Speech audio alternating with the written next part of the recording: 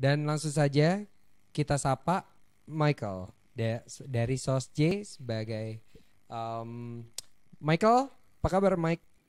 Lu Baik, sebagai apa nih Mike? Marketing Director ya? ya. Halo Oke, semuanya. Mike, thank you udah partisipasi di acara Next Level Program by Attention Indonesia. Sekarang lagi di Jogja ya katanya ya. Ya, aku lagi kerja.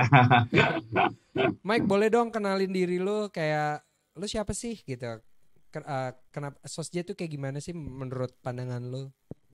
Oke, nama saya Michael Kristianto. Saya salah satu co-founder dari Itla. Pertama-tama saya pengen mengucapkan thank you for Attention Indonesia dan mengundang SOSJ terutama di mana hari ini ada partner aku, Krista, lalu Monik dan saya. Kita sharing sih, lebih ke sharing. Dan hari ini aku pribadi sebenarnya lebih ke marketing director, tapi aku juga salah satu desainer. Aku juga salah satu desainer. Dan aku sendiri juga backgroundnya lebih ke bisnis, makanya mungkin buat teman-teman yang malam ini udah join, aku akan lebih sharing mengenai bagaimana sih desain itu bisa diaplikasikan ke bisnis gitu. Karena aku sendiri ada 6 bisnis berbeda, nggak hanya graphic design, nggak hanya design consultant, tapi aku juga punya restoran, salah satu itulah, lalu aku juga punya bar, lalu aku juga punya retail. Jadi mungkin dari sini aku bisa sharing, doesn't mean oh I'm very professional, nggak juga. Tapi lebih hari ini ya, aku akan lebih sharing gimana sih desain itu bisa aku tap in ke semua bisnis aku ternyata gitu. Ternyata basic dari semua bisnis adalah desain. Itu yang aku Iya. pelajari setelah eh, 14 tahun gitu. Oke. So, gue persilakan aja langsung waktu dan tempat gue persilakan. Silakan Mike. Oke, thank you for joining me. Aku akan sharing sedikit. Masih di disable. Boleh tolong dibuka sharing screen-nya? Oh, dari situ ya. Tadi aku ada tambahan sih, cuman ya udah nggak masalah.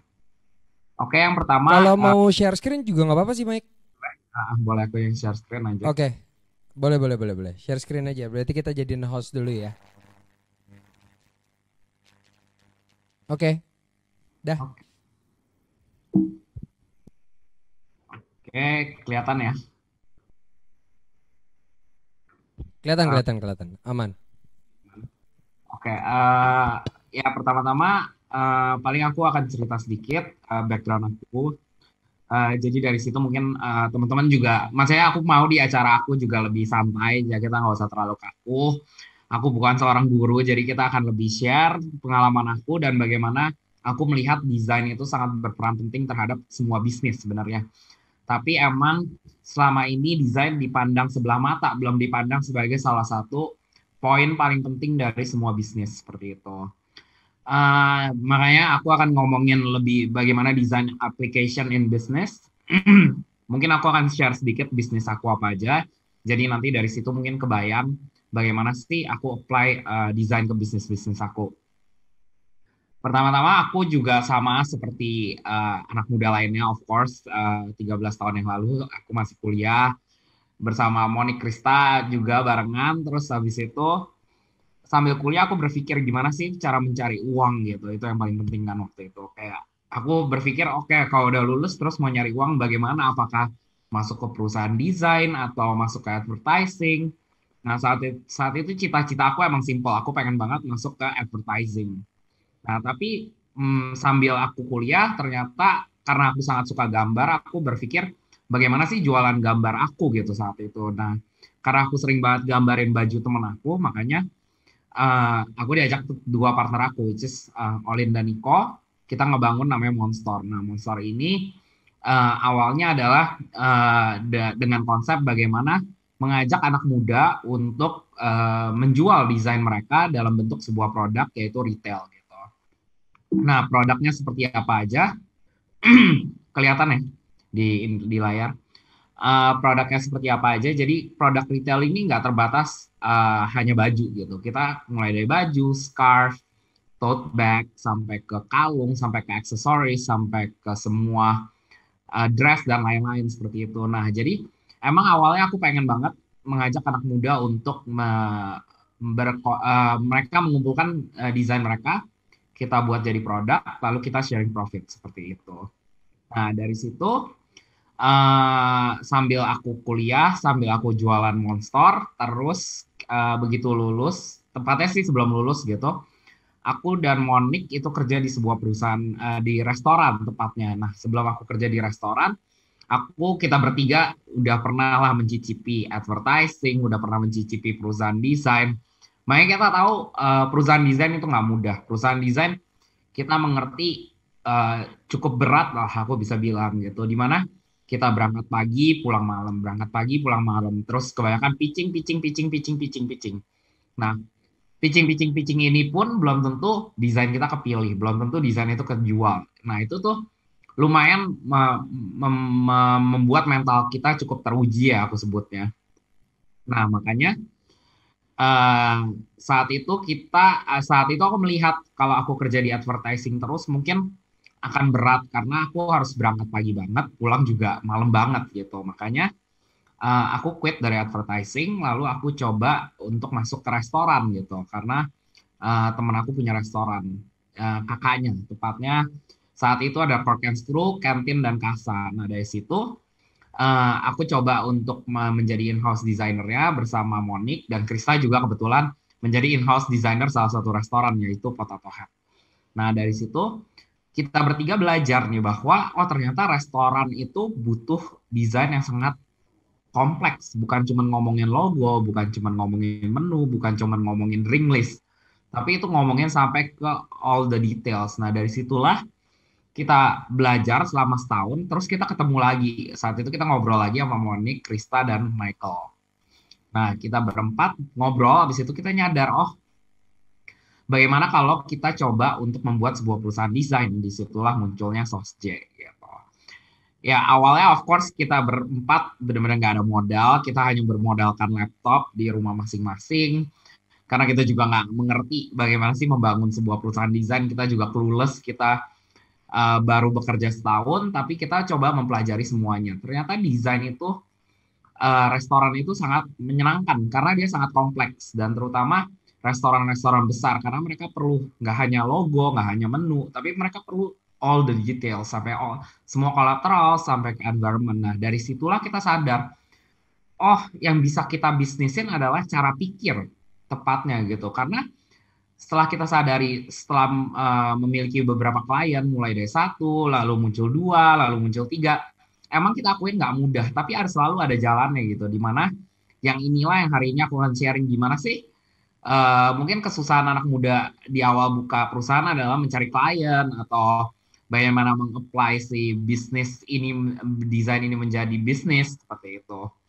Nah, disitulah kita di 2011 kita memutuskan oke, kita buka SosJ, lalu ini beberapa klien kita mengerjakan untuk Union Group, mungkin yang paling prominent ya kalau di Jakarta, which is dari Union, Cork and Screw, dan lain-lain seperti itu. Nah, dari situ alhamdulillah kita udah melihat, oh ternyata perkembangan bisnis di Indonesia secara desain, secara restoran tuh luar biasa menjamur gitu. Karena ekonominya lagi baik di 2010-11 itu. Makanya restoran-restoran berlomba-lomba untuk membuka. Mulai dari Union, lalu bermunculan kompetitor-kompetitor lainnya, lalu kita ngelihat, oh seru juga ya ternyata setelah 3 tahun kita sadar, oh restoran kita udah mulai mengenal nih kurang lebih konsepnya seperti apa yang dibutuhkan. Nah kita juga mulai explore ke bidang lainnya, contohnya ke teknologi, lalu kita juga pernah ke hotel, kita juga desain untuk hotel, lalu kita desain untuk restoran kecil. Jadi kita sadar bahwa setiap bisnis itu punya kebutuhannya masing-masing dan itu yang membuat kita sebagai SosJ juga selalu belajar setiap hari dan itu sangat seru menurut kita. Nah, lalu di 2017 aku dan partner aku Rizky dan Karina kita mengeksplor gitu. Saat itu aku berpikir setelah mengerjakan sekian banyak klien, aku sadar kok semua klien yang datang pengennya bikin restoran yang cetar, yang investmentnya MM-an gitu. Tapi kenapa nggak ada yang datang untuk bikin fast food yang investmentnya nggak terlalu tinggi gitu.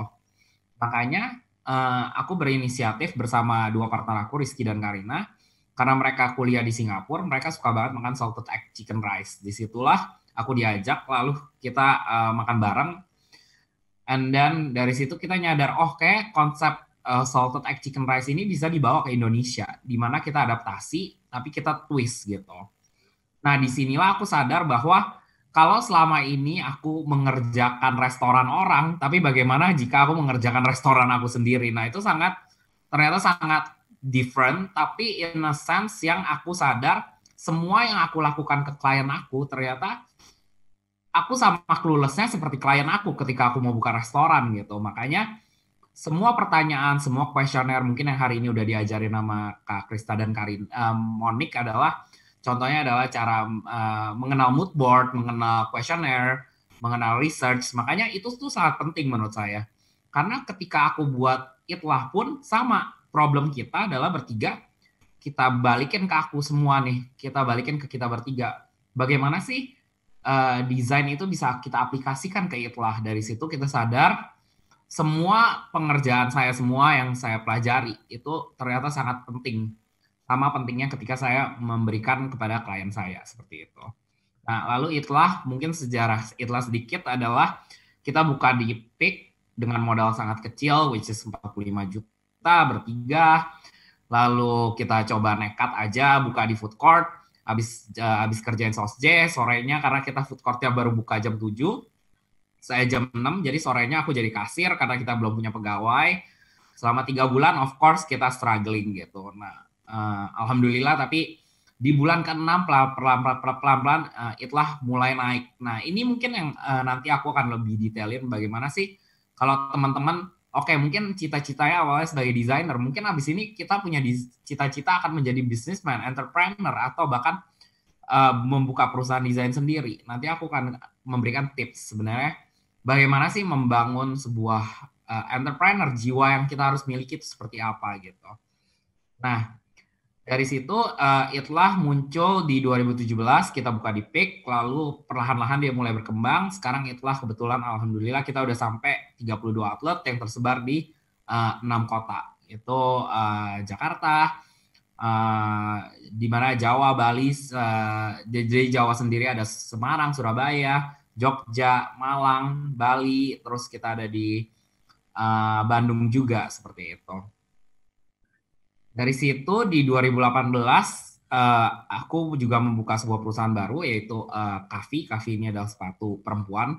Jadi kita lebih ke retail di mana kita menjual ini semua basisnya adalah online gitu. Jadi di 2018 aku baru belajar bahwa apa sih sebenarnya online itu. Oke, itlah mungkin secara brand mungkin terkenal sebagai online kita lebih tap in ke online service betul. Cuman ketika masuk ke Kavi aku baru mempelajari apa yang benar-benar online gitu. Benar-benar bagaimana bisnis online itu gitu. Karena itlah sendiri masih ada physical store. Sedangkan Kavi benar-benar nggak ada. Makanya Kavi sendiri kita bangun dengan konsep mengajak ibu-ibu rumah tangga yang sekitar pabrik sepatu partner saya, di mana kita mengajarkan mereka untuk memayat, membuat kreativitas seperti memasang payet dan lain-lain, di mana mereka setiap kali udah jadi sepatunya kita berikan hasilnya gitu.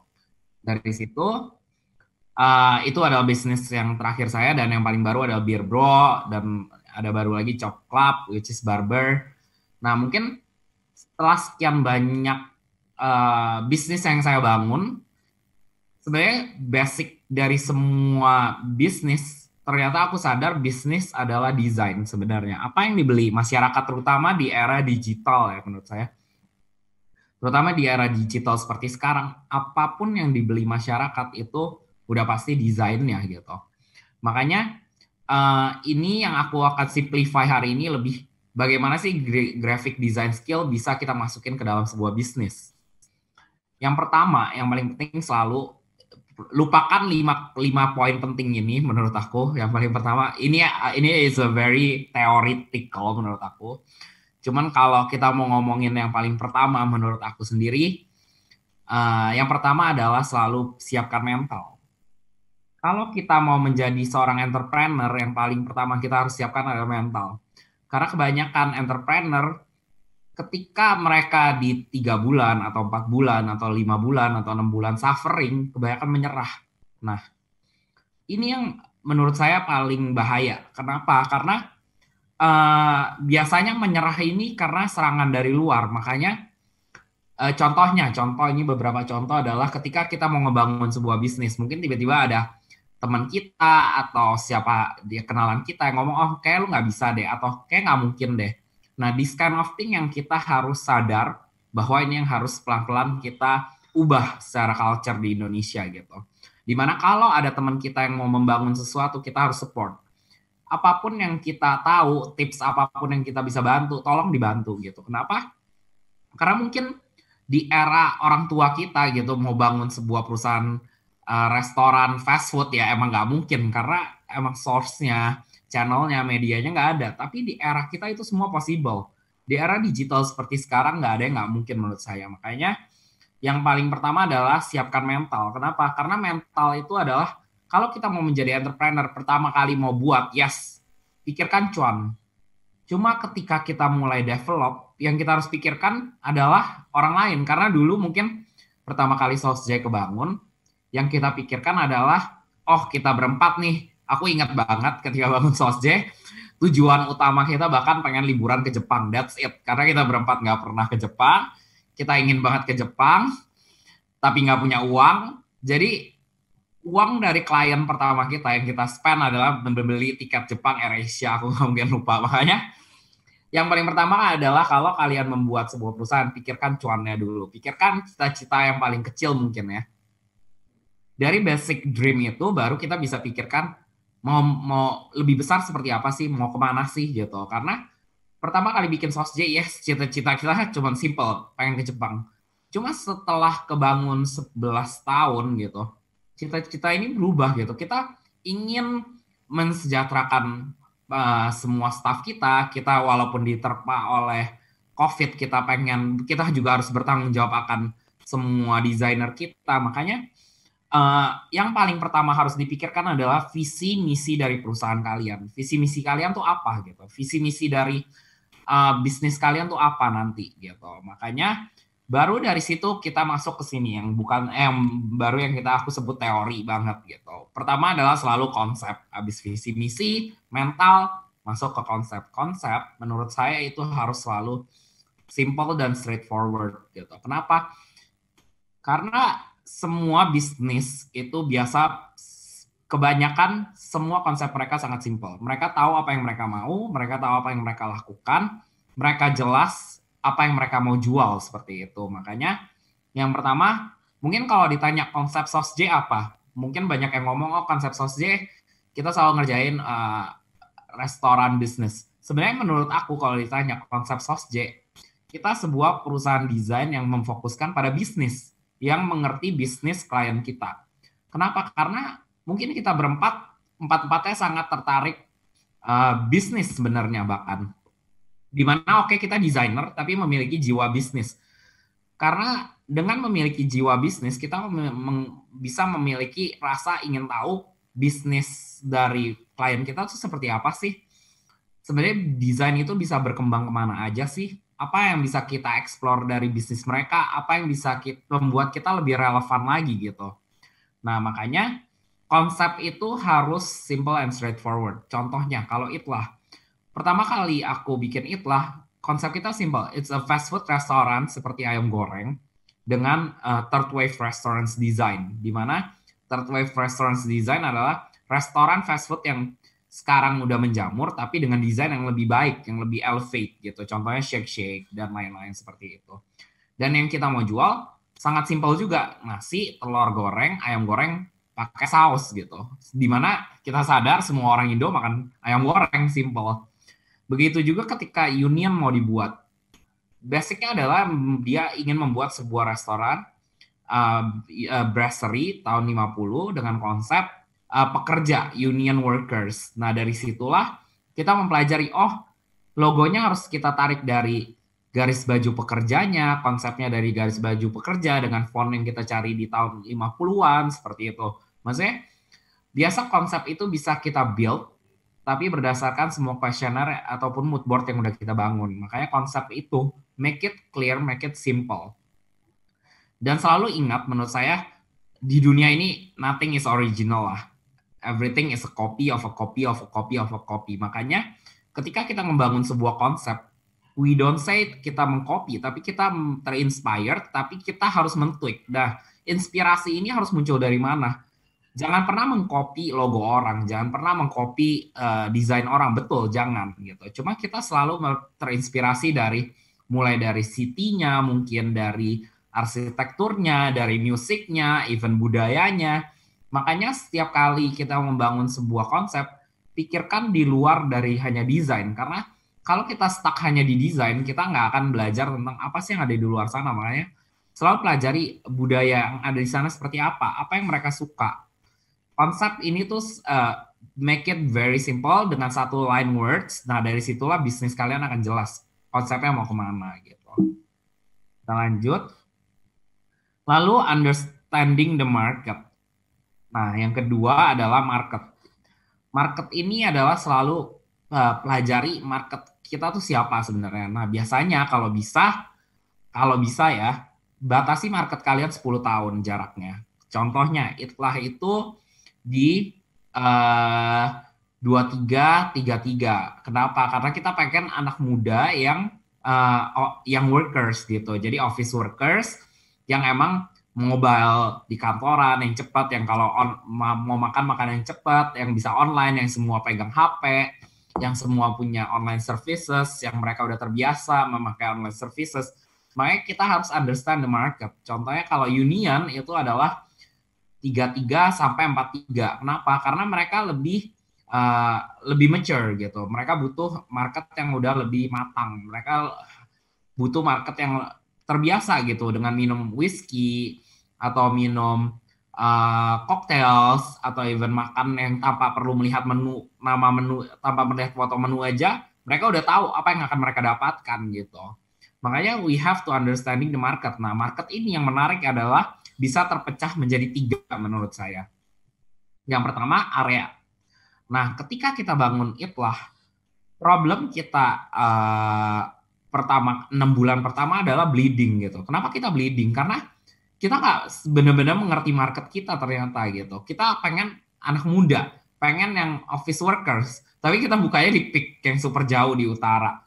Ternyata mereka yang office workers ini adanya di selatan, di pusat gitu. Makanya ketika kita buka cabang kedua kita di Jalan Bumi di Kebayoran, our sales langsung naik gitu. Makanya pertama understanding dulu area kalian. Area kalian ini siapa sih?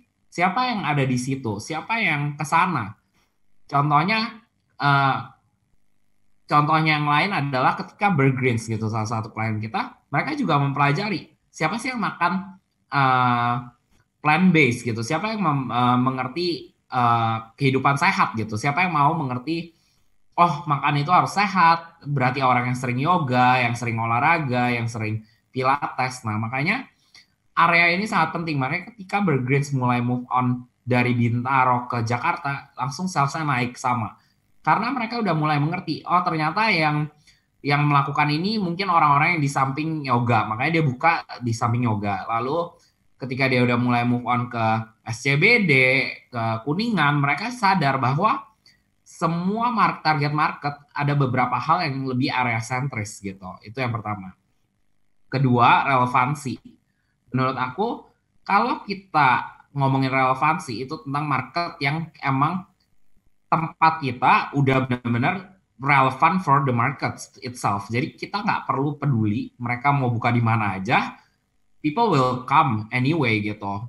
Nah, ini baru yang kita sebut lebih sulit lagi, which is kita harus memiliki sebuah konsep yang kuat banget, produk yang kuat banget. Makanya to understanding the market, kita harus mengerti apa sih yang mau kita jual. Nanti itu masuk ke poin ketiga.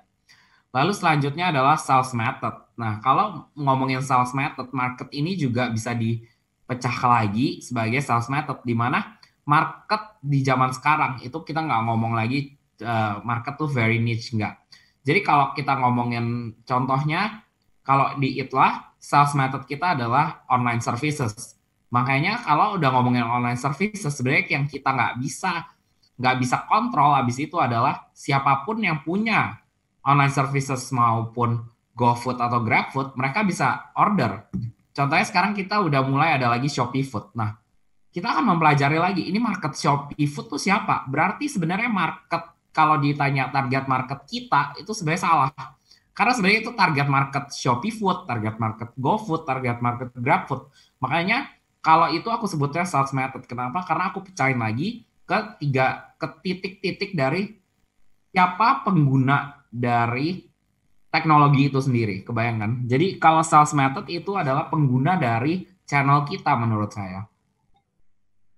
Karena kalau dipecah lagi kita harus mempelajari siapa sih market dari Shopee Food, siapa sih market dari GrabFood, siapa sih market dari GoFood. Contohnya, kita sadar bahwa oh ternyata GrabFood lebih banyak di area barat. Kenapa? Kita juga mempelajari oh ternyata market mereka emang kebanyakan mahasiswa, tapi berbeda sama GoFood. Mereka mungkin lebih tidak peduli diskon, di mana makanya semuanya lebih mature, lebih lebih established, lebih office workers. Nah, apakah itu mereka bukan market kita? Mereka semua market kita. Makanya yang biasa kita pelajarin ketiga adalah sales method. Di mana titik-titik channel kita lah yang menjadi target market kita seperti itu. Lanjut, yang ketiga always products, products, products, products, products.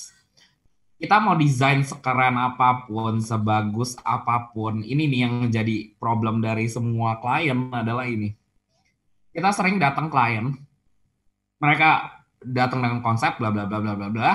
Kita udah buat desainnya bla bla bla dengan baik dan segala macam dengan tepat ya aku sebutnya bukan dengan bagus. Kita selalu desain dengan tepat. Problem yang selalu muncul biasanya adalah ketika produknya tidak tepat. Ketiga, produknya tidak jujur. Produknya nggak seenak yang dijual, nggak seenak yang diberitakan gitu, yang udah didesain dengan sekian rupa gitu. Makanya produk ini yang harus biasa kita lakukan dengan research. Menurut saya, produk itu harus jujur dan straightforward. Contohnya, ketika Union pertama kali mau jual red velvet cake, satu piece, bukan satu loyang ya, satu piece itu 75.000 di 2011. Itu aku ya sebagai desainernya aja aku kaget gitu. Haci, gimana cara jualnya? Sedangkan di tempat lain 75.000 bisa dapat satu loyang, bayangkan. Makanya saat itu aku ngerasa, hah, are you sure kita akan jualan satu cake dengan harga 75.000? Ternyata it sounds really well, makanya ternyata disitulah aku juga baru belajar gitu. Aku baru jadi seorang desainer selama setahun, aku juga baru belajar.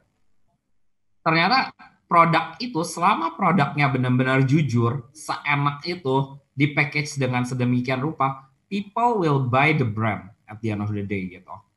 Barulah di situ peranan dari desain itu sangat penting. Makanya, tapi ini kayak selalu pertanyaan chicken and egg, yang mana dulu sih? Apakah produknya dulu atau desainnya dulu? Sebenarnya dua-duanya sangat penting, tapi emang aku sadari orang melihat desainnya dulu sekarang, karena orang akan lihat dari sosial media, dari apa yang dipost temennya, ataupun apa yang mereka lihat dari website dan lain-lain, baru mereka tertarik. Baru mereka penasaran, oh produknya seperti apa. Baru setelah mereka coba, barulah terjadi sales seperti itu. Makanya produk ini harus selalu jujur. Contohnya Red Velvet Union dengan boxnya, di mana kita mendesain the box with ada pitanya, ada stikernya. Jadi ketika orang membeli, mereka tuh nggak hanya membeli the product, mereka membeli the whole box, the whole packaging. Yang mereka foto adalah the whole packaging itu. Padahal di 2011, Instagram itu belum hot-hotnya di Indonesia. Makanya yang paling menarik adalah Red Velvet ini sangat sukses sampai ya all people tahu Union memiliki Union Cake, which is Red Velvet gitu. Lalu untuk Itlah sendiri kita juga melakukan research. Itlah sendiri kita melakukan research almost 8 bulan hanya untuk testing the rasa. Karena rasanya sendiri itu kita tweak. Oke, kita pernah makan yang di Singapura, tapi untuk mentap rasa lidah masyarakat Indonesia, kita terus-terusan mencoba. Dan jangan tanya betapa banyak seringnya teman-teman kita dikirimin sama Itlah, mungkin sampai enek gitu. Karena kita kirimin mereka tester terus gitu. Makanya research ini sangat penting ketika kalian pengen mengeluarkan sebuah produk. Cuma untuk kalau seorang desainer, kalau ditanya, Mike, produk lu apa, Dan, kalau untuk Sos J? Kalau aku selalu bilang, produk kita adalah kita. Produk kita adalah aku, Kak Monik, Krista, dan Michi gitu. Kita 4 orang ini adalah the products. Cara kita eh, berkomunikasi dengan klien, cara kita respect klien, cara kita keluar ketemu klien, cara kita mempresentasikan desain kita, we are the products. Karena pertama kali untuk mendapatkan klien itu nggak pernah mudah. Kenapa? Karena tanya semua marketing director di perusahaan desain, believe me, jualan desain itu sangat tidak mudah gitu. Dimana harus ketemu klien, basa-basi, mengenal klien. Makanya we are the product. Kalau kita teman-teman yang di sini pengen menjadi seorang, pengen membuka perusahaan desain, saran aku adalah selalu pikirkan we are the products. Kita pengen perusahaan kita terlihat seperti apa. Kitalah produk itu gitu. Kita adalah SOSJ. Cara aku keluar, cara aku pakai baju. Oke, aku selalu keluar dengan meeting klien dengan kaos, celana pendek. Ya, dari SOSJ kita quite friendly. Kita nggak akan trying too hard. Kita juga nggak mau terlihat sombong. Kita juga nggak mau terlihat lusuh. Tapi we don't trying to pretend. Itu yang paling penting. Makanya pertama kali ketemu klien, aku selalu memastikan inilah SOSJ gitu.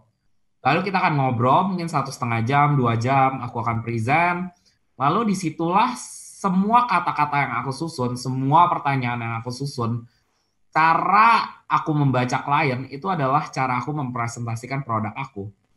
Makanya kalau aku sebut produk dari desain itu emang paling susah, yaitu kita ada products. Cara kita ngomong, cara kita jualan dan everything adalah kita presentasi dari produk itu. Kalau kita nggak tap in the right moment, mereka mungkin nggak akan tertarik dengan apa yang kita mau jual gitu. Makanya yang paling sulit aku bisa akuin adalah berjualan desain gitu. Oke, terus and then karena kan of course kita nggak akan desain di tempat, kita nggak mau jualan desain di tempat. Aku juga nggak mau ketemu klien, mereka minta desain di tempat, aku desainin. Nggak seperti itu caranya. Makanya always do the research gitu. And then abis dari research masuk ke SWOT, which is pelajari opportunity kita apa sih. Nah, opportunity kita ini yang kita harus tahu. Contohnya, itulah opportunity-nya adalah tidak ada banyaknya fast food industry saat itu. Dan target market kita anak muda, target market kita adalah semua yang memegang social media, semua yang memegang online services seperti itu. And then produk harus selalu di public test gitu. Kita harus melihat, bagaimana respon masyarakat, bagaimana apa yang bisa kita perbaiki. Setiap kali memiliki kritikan, kita harus terima. Jangan, kalau dikritik orang langsung menyerah, dikritik orang sedikit langsung down gitu. Karena menurut aku kritikan itu untuk membangun. Dan it's okay. Setiap orang berhak untuk memberikan opini menurut saya. Makanya setiap kali SOSJ tiap tahun kita selalu percaya our products juga adalah our designer. Makanya produk dari desain itu yang paling susah adalah aku bilang relevansi setiap tahun ya. Karena desain itu very dynamic. Desain itu akan terus muncul yang baru. Desain itu akan selalu keluar yang baru, sesuatu yang lebih relevan, sesuatu yang lebih muda, sesuatu yang lebih younger, sesuatu yang lebih baik gitu. Karena desain itu selalu evolve, desain itu selalu dynamic. Makanya produk yang sekarang aku selalu percaya adalah desainer saya sendiri gitu. Kenapa? Desainer saya akuin mereka lah yang memimpin sekarang. Karena mereka lah orang-orang yang tahu apa sih yang dibutuhkan masyarakat.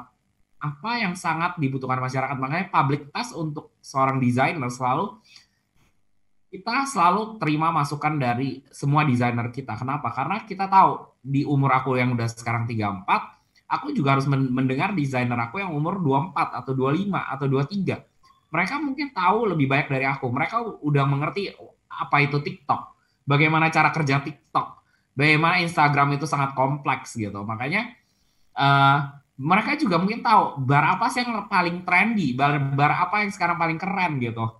Makanya menurut saya public test ini gak hanya tentang produk yang dites ke masyarakat, tapi tentang bagaimana kita mentes diri kita bahwa kita harus menerima kritikan dan menerima opini dari desainer kita. Itu di dunia desain seperti itu. Lalu masuk of course branding. Aku yakin dari tadi pagi sampai sekarang kalian udah dengerin branding terutama dari Krista dan Monique, dan believe me they're very good. Makanya aku nggak akan terlalu tap in di branding terlalu banyak karena jelas branding itu uh, pertama of course tentang uh, logo.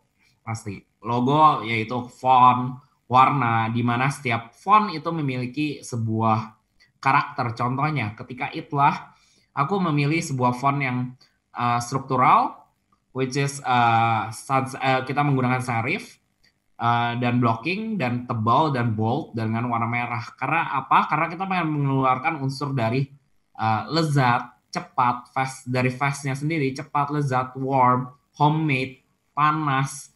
This kind of thing yang biasa kita keluarkan dari semua desain kita. Biasa makanya kita harus pelajari untuk bisnis kita, logo apa yang paling tepat, itu yang paling penting. Makanya pelajari dulu mood apa yang mau kita bawa, kata sifat apa yang kita pengen bawa. Kata sifat itu yang akan mengeluarkan warna, mengeluarkan font apa yang tepat. Contohnya kalau mungkin yang lebih pengen mengeluarkan makanan yang lebih dessert, mungkin kita bisa menggunakan font-font yang lebih lemah atau yang lebih seperti script yang lebih santai gitu. Makanya kebanyakan kopi itu ataupun minuman mereka menggunakan script. Kenapa? Karena mereka pengen mengeluarkan unsur friendly, mengeluarkan unsur bersahabat, lebih warm, lebih santai, lebih relax gitu. Makanya untuk bisnis yang paling pertama perhatikan dulu kata sifat dari bisnis kalian. Bisnis kalian ini seperti apa? Baru bisa menentukan warna dan fontnya. Terus of course turun ke collaterals. Nah, aku akan masuk ke dalam sekarang. Biasanya kita kerjain apa aja gitu. Nah, contohnya ini beberapa hal yang kita kerjakan. Ketika ngebangun Burgreens, mereka datang ke kita dengan konsep dulunya mereka sehat. Mereka sangat sehat, sehat, sehat, sehat, sehat. Nah, dengan font yang mungkin aku bisa bilang terlalu homemade. Makanya di mana ketika mereka udah mau mulai establish, mereka udah mau mulai muncul ke SCBD, ke mall gitu, mereka harus terlihat lebih established, mereka harus terlihat lebih legit, udah nggak bisa terlihat homemade lagi. Orang harus percaya brand ini adalah, karena mereka menjual sebuah brand yang sangat niche, which is makanan sehat, makanan plant-based. Makanan sehat itu harus terlihat terpercaya, makanya harus trust, ada rasa trust. Dari situlah kita membuat Burgreens lebih struktural secara font, tapi tetap bersahabat, karena kita pengen ngasih lihat bahwa kita warm, kita friendly, kita nggak terlalu serius gitu. Kita nggak mau sampai orang merasa, oh ini brand yang sangat kaku nih, ini makanan yang udah makanan sehat, kaku juga gitu. Makanya secara desain kita memberikan memberikan ilustrasi yoga dengan karakter-karakter binatang yang lucu gitu. Berbeda dengan Union. Kalau Union, dari awal emang yang mau kita jual adalah the brand gitu. Makanya ketika kita ngebangun Union, semua struktur dari boxnya kita pengen mengeluarkan unsur warm, mengeluarkan unsur raw, mengeluarkan unsur industrial. Makanya kita mengeluarkan dengan box kotak coklat yang sangat kokoh gitu. Dengan the logo dan ada semua detailsnya. Makanya semua collaterals itu mungkin orang pertama kali kalau klien datang selalu bilang, oh packaging nggak terlalu sepenting apapun, karena di otak mereka ya packaging apapun yang tersedia dari vendor. Enggak, karena packaging itu kita akan lebih ke custom gitu. Apa yang sih dibutuhkan oleh customer kita, apa yang dibutuhkan klien kita, apa yang dibutuhkan oleh masyarakat, seperti itu. Makanya ini juga contohnya ketika Milano kita mulai dari coastersnya sampai ke boxnya sampai ke invitationnya. Nah itu biasa kita pikirkan. Nah ini semua harus memiliki sebuah karakter yang sama secara keseluruhan. Makanya ketika mendesain sesuatu untuk bisnis, pastikan desain kalian itu selalu memiliki sebuah karakter, tapi memiliki sebuah karakter yang selalu digunakan terus-terusan gitu. Jangan berubah font di tengah-tengah, jangan berubah lagi font hari ini mungkin pakai serif, besok sans serif gitu. Maksudnya karena harus sampai orang bosan, sampai orang inget brand kalian tuh apa gitu. Ini juga contohnya ketika kita buat untuk super loco, mulai dari wax paper, detail yang sampai ke piring dan lain-lain seperti itu. Makanya collaterals yang dibuat oleh Sauce J ketika masuk ke klien itu kita benar-benar customize based on what their needs. Jadi semua kebutuhan mereka kita akan pelajarin apa sih yang mereka butuhkan untuk membangun karakter dari brand mereka seperti itu. Lanjut, ya of course masuk ke uniform. Ini contohnya Wulu Mulu, mulai dari uniform sampai ke flyers, sampai ke details environment. Contohnya ketika masuk botani, jadi dia adalah sebuah perusahaan tanaman di mana mereka masuk dari Jerman ke Indonesia. Lalu dari situ kita buat untuk brandingnya, logonya kita buat kokoh, established, terpercaya, trusting, tapi dengan material yang kita emboss dengan pattern dari tanamannya. Jadi kita bikin ulang pattern tanamannya, lalu di emboss ke dalam. This kind of thing yang akan kita jual biasa untuk sales, karena gini, untuk menjual tanaman ini mereka akan jual ke procurement. Makanya sales kit, sales marketing itu harus luar biasa bagusnya. Makanya kita harus mengerti tiap klien itu nggak bisa kita samaratakan. Oh, kalau lu jual tanaman berarti akan pakai ini doang. Nggak. Biasa kita akan mendengar, apa sih kebutuhan dari bisnis ini? Oh, cara jualan bisnis ini seperti apa? Nah, dari situ baru kita bisa tahu, oh, apa yang akan kita ciptakan secara desain yang bisa membantu mereka untuk jualan seperti itu. Lalu lanjut, itu yang aku masuk ke marketingnya. Aku nggak akan terlalu detail di marketing. Tapi marketing ini penting, jadi kalau kalian udah punya bisnis, of course kalian harus punya sales. Kalau mau punya sales, itu harus punya marketing. Nah, marketing tiap produk itu beda-beda. Kalau ngomongin marketing makanan, aku selalu percaya makanan itu harus jujur. Makanya makanan itu harus dicoba, harus dirasakan. Makanya untuk itlah untuk makanan, kebanyakan kita selalu percaya bahwa makanan itu harus dirasakan. Makanya makanan itu biasa kita akan kirim, kita akan berikan ke orang-orang untuk mentes. Dari situ kita baru tahu bahwa oh apakah produk ini sesuai dengan semua karakter dan konsep yang udah dibangun. Berbeda dengan fashion. Kalau fashion itu kita akan ngomongin persona. Kita selalu mau memakai baju ataupun semua brand yang kita gunakan itu selalu sesuai dengan persona yang kita mau gitu. Siapa sih uh, seniman yang kita suka? Siapa sih artis yang kita suka? Oke.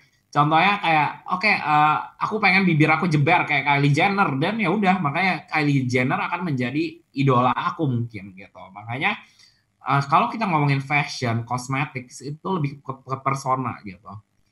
Dan berbeda lagi dengan SOSJ, perusahaan desain. Kalau perusahaan desain, kita akan ngomongin service. Kita akan ngomongin service. Marketing service itu adalah mulut ke mulut, mulut ke mulut, mulut ke mulut. Jadi once kita memberikan kesalahan, kita memberikan satu persepsi yang bahwa SOSJ itu tidak baik, maka orang akan ngomongin tidak baik. Tapi ketika kita mengerjakan sebuah proyek dengan baik, jadi untuk teman-teman yang kalau lagi mau ngebangun sebuah perusahaan desain, pastikan semua pekerjaan yang kalian lakukan tujuannya adalah pengen membangun sebuah persepsi yang baik kepada klien kalian gitu. Jangan hanya terpatok terhadap uang. Ya, uang itu sangat penting betul. Cuman hubungan relasi itu lebih penting. Kenapa? Karena hubungan dan relasi ini akan menjadi marketing kalian.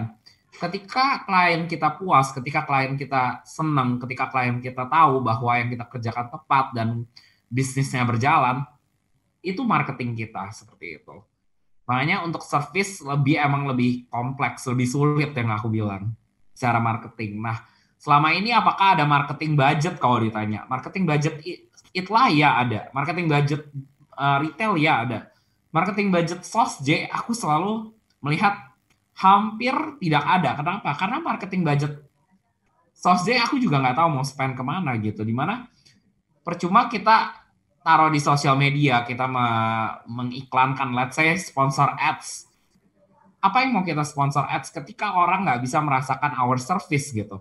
Karena untuk melihat SOSJ, kita harus merasakan semua service-nya, mulai dari meeting sama saya, which is the marketing, meeting sama Monique, meeting sama Krista, ngobrol sama kita, mengerti cara pikir kita, cara penyampaian kita, bagaimana kita mendesain mulai dari nol sampai ke final gitu. Itu adalah our marketing sebenarnya. Oke, lanjut. Ya ini beberapa, ini cuman ngasih lihat, ini kolaborasi. Nah ini contoh beberapa klien kita yang lainnya juga, which is Cork and Screw Country Club. Lalu kita, nih contoh ketika kita ngebangun sebuah logo, mulai dari logo itu bisa sangat kompleks. Oke, baik Cork and Screw Country Club. Mungkin Cork and Screw dulu terkenal tempat yang udah untuk orang tua gitu. Ketika ngebangun yang di Senayan, mereka pengen sesuatu yang fresh, sesuatu yang refresh gitu. Makanya kebutuhan dari Cork and Screw yang lama dengan Cork and Screw yang baru itu berubah. Disitulah contoh kita mengenal dulu siapa sih target market kita, konsepnya mau kemana sih. Oh ternyata konsepnya mereka mau lebih muda, mereka mau lebih younger markets, the young money gitu. Mereka nggak mau yang setua yang sebelumnya. Karena yang PI dan PP udah ada karakter, mereka udah punya target market dia. Tapi ketika masuk ke Senayan, which is jaraknya juga nggak sampai 20 kilo, kita harus mengerti nih market yang baru ini tuh siapa. Younger market ini butuhnya apa gitu. Makanya secara logo kita revamp, secara logo kita buat lebih refresh gitu. Kita ganti dia memiliki sans serif juga. Begitu masuk ke platingsnya juga lebih lebih relax, lebih bersahabat, lebih friendly. Begitu juga masuk ke time cardnya. Jadi kita memikirkan mulai dari details sampai ke piring, sampai ke pattern bangku, sampai ke tenda, sampai ke sabun, sampai ke sampo gitu, sampai ke sendal. All those things are semua kebutuhan dari klien ini gitu. Oke, kita akan move on ke klien lainnya contohnya. Klien selanjutnya akan saya kasih contoh PP Selamat. Oke, ini juga contoh kasus yang nggak mudah untuk kita. Kenapa? Karena PP Selamat udah terbuild secara legacy aku sebutnya. Dimana dia ada puluhan tahun, terkenal di Jambi, tapi begitu mau masuk ke Jakarta, orang mungkin yang di Jakarta belum pada tahu. Nah, bagaimana memberikan rasa bahwa brand ini legit dari Jambi, puluhan tahun, udah ke-build, tapi masuk Jakarta itu harus relevan gitu. Tapi harus terlihat juga legasinya. Makanya kita tidak mengubah terlalu jauh, kita hanya memodernkan logo mereka, memodernkan warna mereka. Mungkin warna yang kuning yang sebelumnya lebih tua, warnanya lebih kuno. Makanya kita buat warna yang sekarang kita buat lebih modern, secara font juga lebih modern, lebih struktural. Begitu juga masuk ke foto, fotonya lebih bersahabat, lebih friendly approach ketika dibangun, ketika dibuka, sangat mudah dimengerti. This kind of branding yang kita biasa coba mengerti secara masyarakat dan juga secara kliennya. Karena kliennya juga bukan orang muda gitu. Maksudnya dia bapak-bapak yang oke, kita akan menjelaskan, tapi kita harus juga menjelaskan dengan cara pikir kita gitu. Secara anak mudanya, di mana online services, Om harus mengerti bahwa online services itu juga sangat kencang di Indonesia, di Jakarta gitu. Bagaimana secara bisnis, pempek ini juga akan jalan selain sebagai oleh-oleh, tapi juga secara retail gitu. Makanya itu adalah salah satu cara kita berpikir secara bisnis, mengerti bisnisnya, dari situ kita dapat menjelaskan kepada kliennya seperti itu. Lalu ini juga salah satu favorit aku, Stack. Ya, Stack sendiri kita bangun dengan konsep dia adalah sando sandwich, di mana konsepnya adalah dari kita men-stack sandwich gitu. Disitulah kita bangun mulai dari brandingnya, yes, lebih modern, lebih hipster, lebih fun, lebih approachable ke semua anak muda. Dimana dia bikin di Wijaya, lalu dengan semua karakternya, mulai dari logonya, dari signage-nya, kita buat lebih hipster and everything.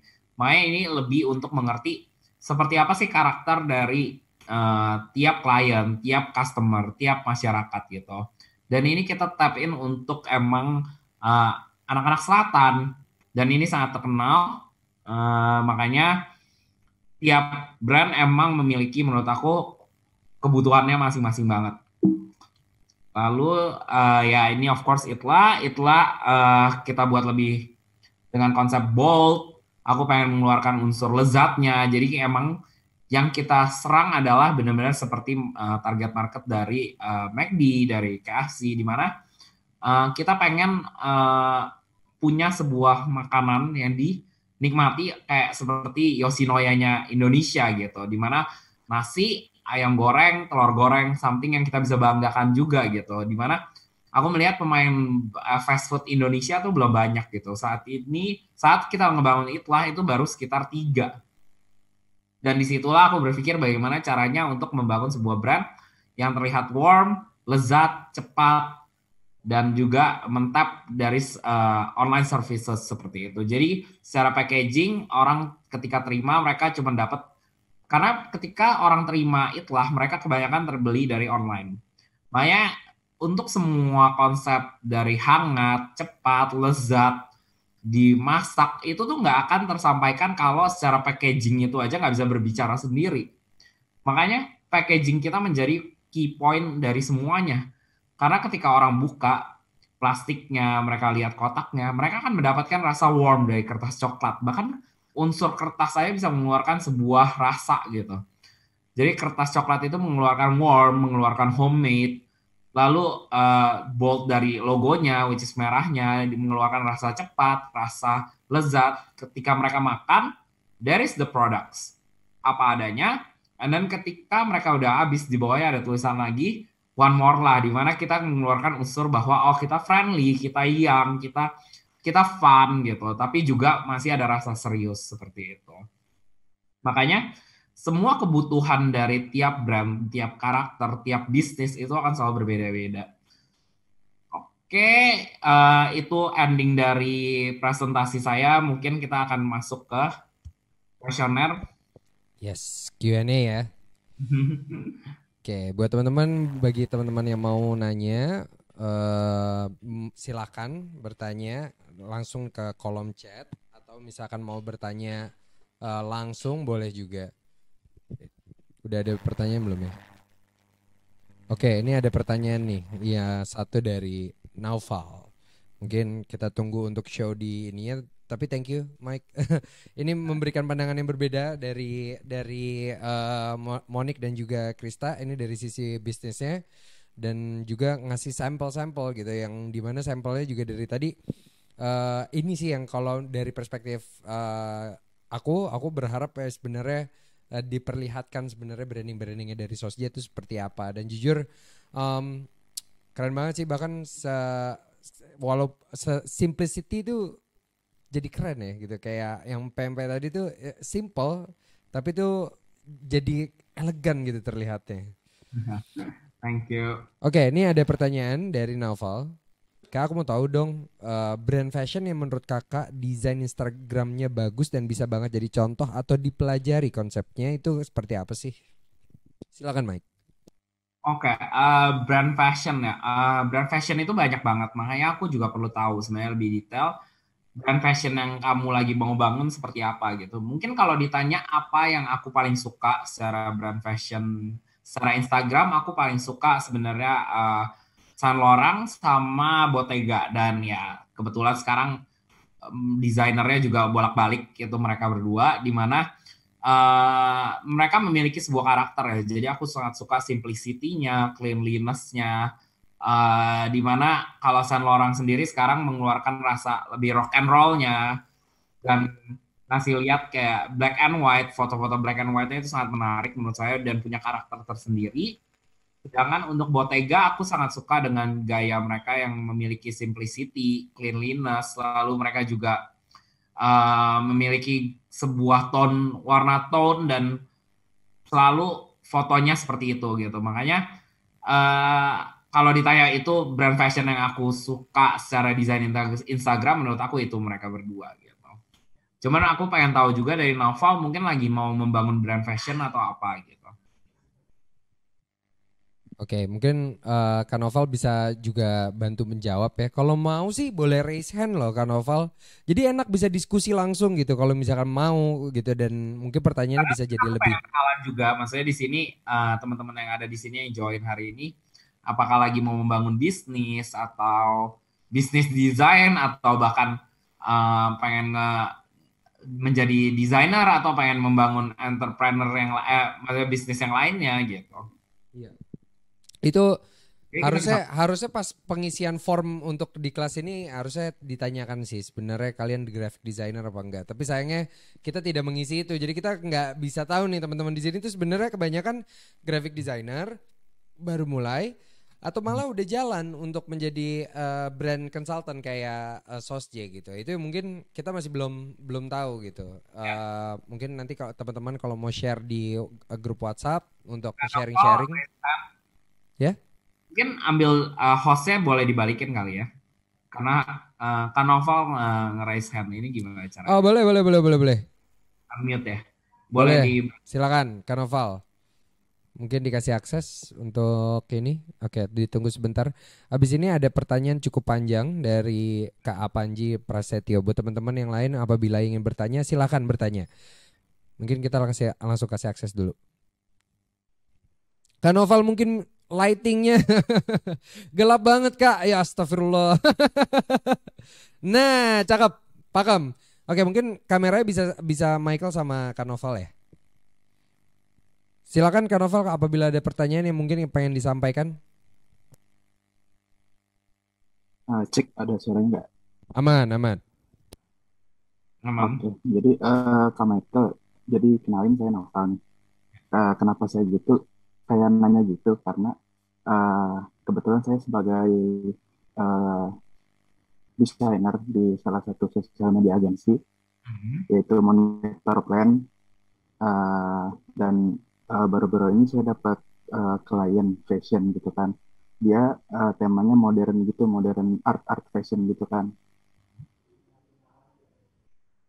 Iya, sepertinya sedikit nge-lag nih Noval nih. Itu dengan tema seperti itu. Lalu Dengan tema modern. modern art fashion gitu. Oke. Jadi sebelum-sebelumnya saya biasanya ngerjainnya lebih ke yang banyak vektor-vektornya, karakter-karakter vektor gitu. Dan sekarang mulai merambah ke ranah model fashion yang benar-benar fashion gitu, yang unik-unik gitu. Oke. Nah, jadi saya cuma pengen tahu referensinya seperti apa, dan mungkin kalau yang tadi dengan jawaban Kak Michael tadi simple black and white mungkin sudah cukup menjawab bagi saya gitu Kak. Good ya. Itu salah satu yang cukup menarik sih menurut aku.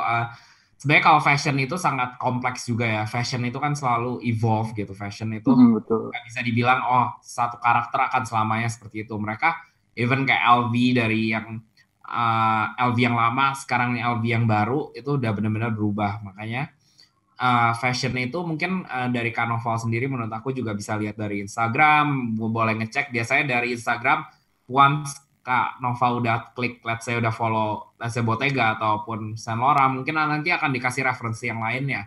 Dan itu mungkin bisa menginspirasi Kak Nova juga untuk lebih mengenal gitu. Oh, seperti apa sih modern dan artsy fashion ini gitu. Karena kita juga harus mengerti. Makanya tadi balik ke aku present, kita harus mengerti kliennya apa sih yang kliennya ini mau dulu gitu. Apa yang klien ini butuhkan gitu. Betul. Oke, mungkin kita terbiasa bikin vektor. Aku aja bisa jujur aku nggak jago Photoshop, bahkan aku selalu nanya ke tim aku untuk bikin Photoshop. Makanya doesn't mean jangan pernah menyerah karena terbiasa bikin vektor doang gitu, karena aku pun nggak bisa Photoshop, tapi ya believe me aku punya banyak bisnis dan sebenarnya banyak kekurangan yang kita nggak bisa itu biasa atau yang belum kita pelajari itu membuat kita ingin belajar lebih banyak menurut saya. Makanya it's a very good kamu mau bertanya dan mungkin tadi jawaban aku bisa membantu dan ya coba dari situ biasa akan di link dari Instagram akan ke link lagi kemana-kemana dan kemana gitu. Seperti itu. Oke. Tadi yang Bottega satu lagi apa? Saint Laurent saya dengar. Saint Laurent ya. Nanti aku ketik ya di sini. Oke. Makasih Kak. Cukup menjawab Noval? Itu Kak. Oke, thank you Noval udah bertanya. Ini Ya, seneng nih kalau juga. ada peserta yang memberanikan diri untuk langsung bertanya langsung. Akhirnya membawa nuansa baru. Thank you Noval udah mau bertanya. Ini ada pertanyaan cukup panjang Mike. Jadi kita akan tampilin pertanyaannya di dalam screen supaya ini ya. Oke, ini dari Kak Panji Prasetyo. Kak mau tanya, berkaitan dengan budget atau nilai project. Berapa sih cost yang harus dikeluarkan oleh klien saat ingin menggunakan jasa Sosj? Ada nggak formulasi khusus dalam kita membuat sebuah nilai penawaran, apalagi di saat ini banyaknya fenomena perang harga Dan apakah perlu kita bedakan secara penawaran antara bisnis baru dan bisnis yang sedang berkembang ataupun bisnis yang sudah besar? Silakan. Oke, nilai project SOSJ. Aku nggak bisa jawab jujur kalau nilai project SOSJ. Ya, karena gini, formulasi tiap perusahaan itu beda-beda ya, aku bisa bilang. Karena untuk SOSJ itu nggak kayak Itla udah jelas, oh jual ayam, kita udah bisa hitung COGS, kita udah bisa hitung harga bahan berapa, let's say bahan ayam 1 kilo berapa dan berapa, oke mau untung let's say 20%, oke dengan nilai ya udah kita jual 40.000 gitu. Itu kan jelas ya kalau produk. Nah, kalau service, kalau desain, kayak yang aku bilang, semua itu kita custom. Jadi kita juga perlu tahu kurang lebih berapa lama waktu yang akan kita spend untuk klien ini gitu. Jadi kita harus tahu kita sebagai desainer ini yang paling penting, dan kalau ini untuk pesan saya untuk semua desainer yang ada di sini ya. Satu-satunya hal yang nggak bisa dibeli adalah waktu. Dan makanya aku bisa bilang harga desainer itu harusnya sangat mahal karena yang dibeli oleh klien kita adalah waktu kita. Makanya selalu value waktu kalian dengan baik. Dan ini yang biasa banyak banget datang mereka bilang, oh ya gue dapat harga desain dari tempat ini segini lebih murah dari lu. Ya boleh, emang bener, dan berarti harga waktu dari desainer itu segitu, dan it's okay gitu. Dan buat saya bukan masalah perang harga, itu adalah cara dia memvalue waktu dia. Tapi untuk SOSJ kita selalu punya value untuk waktu kita. Kenapa? Karena aku percaya uang itu selalu bisa dicari, tapi yang nggak bisa kita ambil lagi adalah waktu. Makanya berapapun waktu yang akan kalian spend itu adalah memiliki nilai value. Karena kalian akan men-spend waktu, pemikiran, cara pikir kalian, cara kalian menyusun strategi, itu semua untuk klien kalian. Jadi ini yang biasa aku sampaikan balik ke klien kita. Yang kita akan spend adalah waktu kita. Dan yang kalian beli adalah semua yang kita siapkan adalah ujung tombak dari bisnis dia gitu. Makanya kebanyakan klien-klien yang datang mungkin mereka belum mengerti mengenai ini gitu. Makanya kita harus menjelaskan ke mereka. Emang nggak mudah, emang nggak cepat dan nggak mudah. Makanya ini yang pelan-pelan kita ubah. Makanya kalau ditanya untuk perang harga dan bla bla bla, kita sendiri nggak pernah tahu perusahaan desain lainnya men-charge berapa. Sampai hari ini pun aku nggak pernah penasaran. Karena buat aku selalu percaya untuk SOSJ kita punya value. Aku nggak mau buang-buang waktu desainer aku. Makanya kita sangat menghindari pitching. Aku nggak mau waktu desainer aku tersia-siakan. Kita juga sangat menghindari, tepatnya SOSJ sangat menghindari lembur. Kenapa? Karena kita sangat memvalue waktu orang gitu. Buat aku, jangan buang-buang waktu orang. Aku juga gak suka waktu aku dibuang-buang. Makanya mungkin ini untuk Kak Panji. Kalau Kak Panji merasa waktu Kak Panji sangat valuable, nilailah dengan harga yang tinggi. Dan itu nggak apa-apa. Dan kalau klien kalian mengerti bahwa benar juga ya dengan desain di Kak Panji, Kak Panji memikirkan nih, nggak hanya bikin desain 5 menit beres gitu. Kita kan nggak ngomongin desain yang 5 menit beres kan. Kita lagi ngomongin desain yang dipikirin SWOT-nya, dipikirin target marketnya, psikologis marketnya, belum ketemu kliennya 1,5 jam, belum meeting Zoom-nya, belum ketemu desainernya, belum buat satu desain lalu direvisi 3 kali. Nah, ini kan semua buang waktu gitu. Makanya buat aku selalu memvalue waktu itu sangat penting. Jadi kalau ditanya harga SOSJ aku nggak bisa jawab, tapi kita selalu memvalue waktu kita dan memvalue waktu desainer kita seperti itu. Dan apakah perlu dibedakan secara penawaran antara bisnis baru dan bisnis yang berkembang? Menarik. Ini aku bisa jawab, itu sangat menarik. Jadi gini, kita selalu melihat klien kita adalah portfolio gitu. Jadi klien yang datang itu adalah produk kita juga. Jadi ketika kita desain, pastikan kita suka dengan bisnis itu. Jangan sampai, oke, mungkin di awal aku juga nggak boleh munafik, di awal kita ngambil semua project ya, apapun yang tersedia kita hajar betul. Cuma berjalan seiringnya waktu, kita juga sadar bahwa kalau sampai project klien kita gagal, kita juga in a sense kita juga gagal gitu. Makanya pastikan bisnis yang lagi dibangun oleh klien kita itu valuable untuk kita gitu. Karena kalau itu valuable untuk kita, kita kerjainnya juga happy, kita kerjainnya juga semangat, dan kita kerjainnya bukan karena berdasarkan uang, tapi kita percaya bahwa di bisnis ini akan berjalan, dan ini akan menjadi portfolio kita yang baik, dan ini akan membantu jalan kita ke depannya, seperti itu.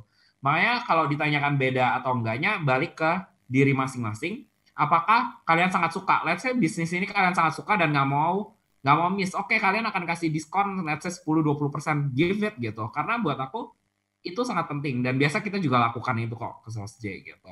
Kalau kita sangat suka, biasa kita akan bantu sebisa mungkin untuk mendapatkan proyek itu. Seperti itu. Oke, menarik nih. Yang gue tertarik adalah sebenarnya ini, Mike. Tadi lu bilang kalau misalnya lu menghargai waktu. Sebenarnya yang gue pengen tahu adalah gimana sih caranya dari tim manajemen itu bisa mengelola moodnya tim kalian yang ada di bawah. Karena kan mood design itu kan penting kan untuk mereka bisa terinspire dan segala macam. Ada nggak sih tips dan trik untuk bisa menjaga mood timnya? Oke, yang paling jago menjaga mood tim mungkin aku bisa bilang Monik kali ya. Jadi aku pribadi, ya for me, work is work.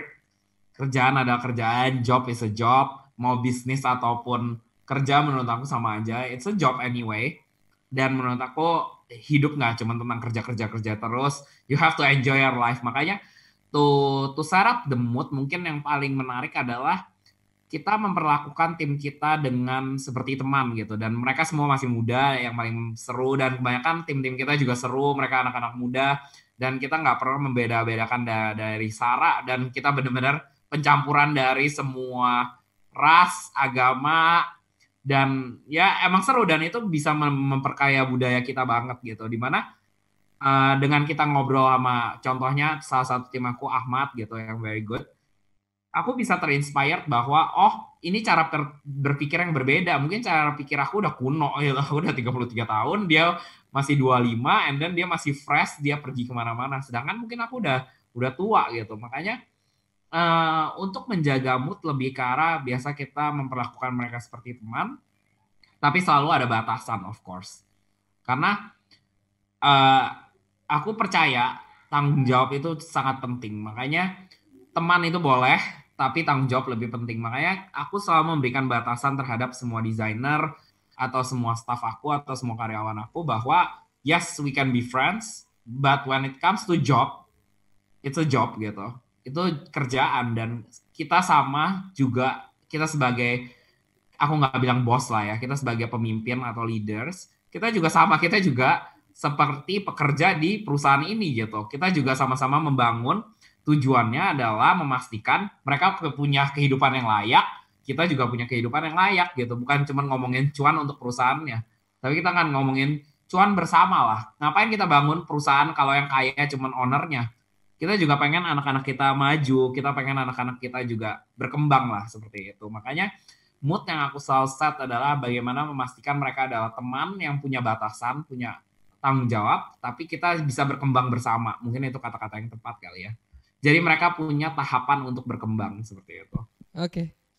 Kalau jam kerja tuh kaku nggak? Apa itu sebenarnya kalau kita ngeliat Google gitu ya, Google tim IT sama desainnya kan mereka perlu terinspire gitu. Jadi jam kerjanya mereka tuh sedikit bebas gitu dibandingkan tim-tim lainnya. Sebenarnya itu tuh berlaku juga nggak sih buat SosJ, atau malah sebenarnya ya kalau bisa di kantor gitu, tapi tetap ada jamnya untuk mereka. At least kita bisa ngelihat mereka tuh sebenarnya taat gak sih dengan regulasi ini. Jadi kita bisa punya parameter tertentu untuk menilai seseorang melalui jam kerja gitu. Atau gimana?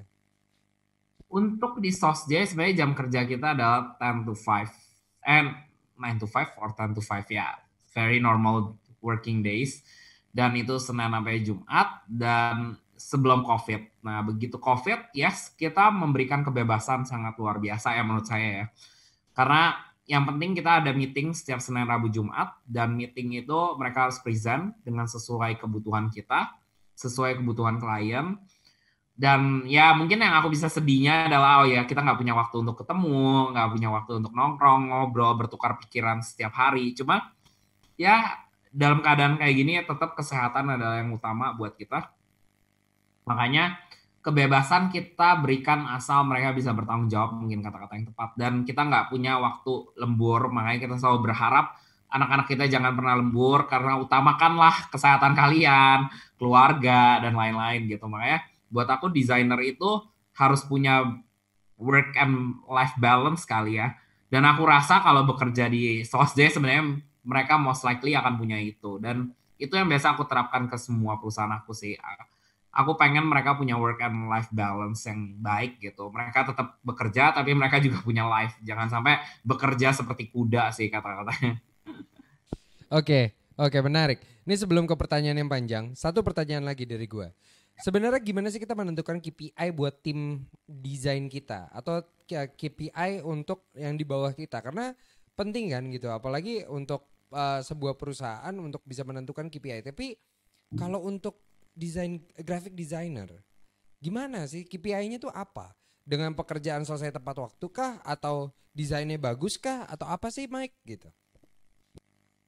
Oke, KPI dari Sosj biasanya adalah desain yang tepat waktu, desain yang baik, desain yang tepat. Karena kita melihat semua desainer kita udah terbiasa dengan cara kerja kita. Dan kita memberikan mereka briefing yang jelas. Kita akan ngobrol, bertukar pikiran. Kita pengen tahu juga pemikiran mereka. Dan aku nggak mau menjadi seorang pemimpin yang, lu harus kerjain ini, lu harus beresin ini, lu harus kerjainnya seperti ini. Enggak.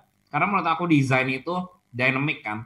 Desain itu memiliki banyak sudut pandang, apalagi desain yang belum jadi, lebih nggak memiliki sudut pandang manapun menurut saya.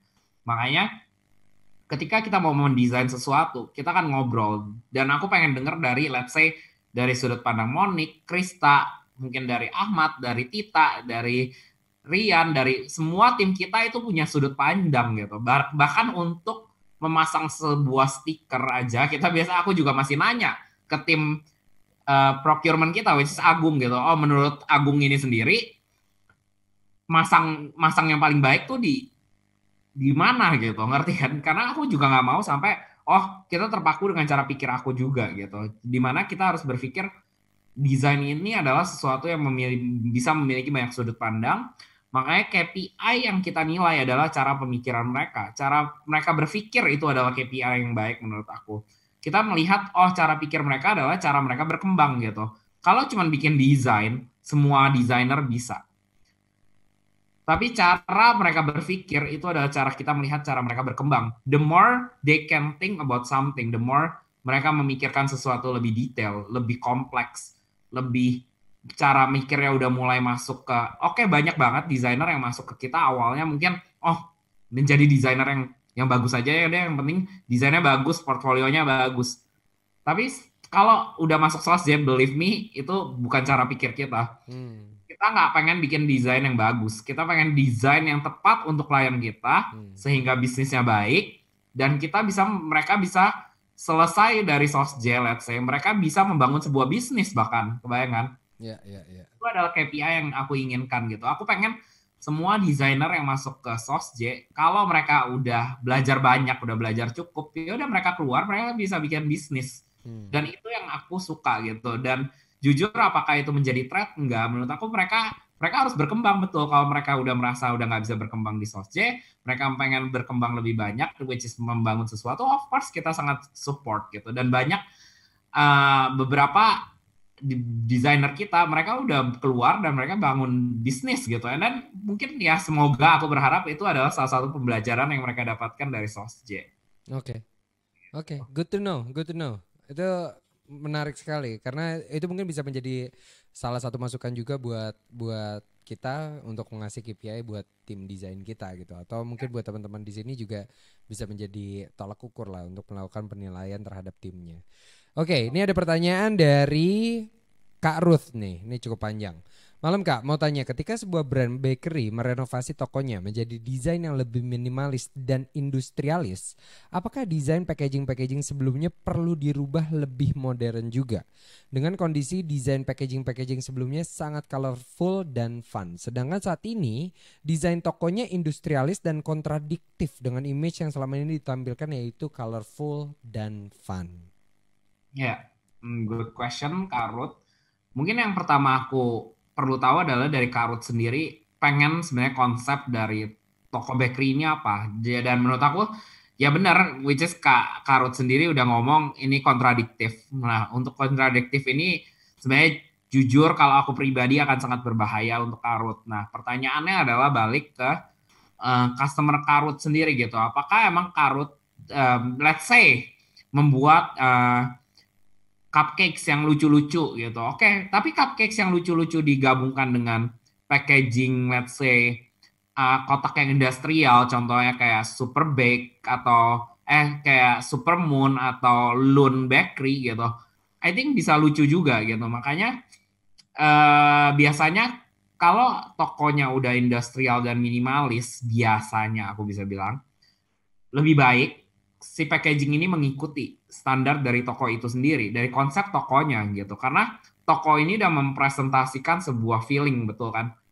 Oke, mungkin kalau di Gojek doang atau di GrabFood doang gitu, mudah lah. Oke, orang nggak lihat tokonya, jadi nggak masalah. Mungkin pas dia datang dengan box yang colorful dan fun, ya yang mereka dapatkan adalah konsep Karut adalah colorful dan fun gitu.